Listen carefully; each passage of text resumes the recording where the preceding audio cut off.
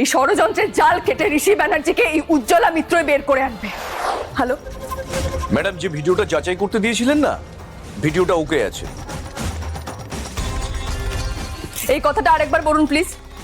ছাদে যে ভিডিওটা পাওয়া গিয়েছিল সেটাই অরিজিনাল। সিসিটিভি ক্যামেরা ফুটেজ তো অরিজিনালই ছিল।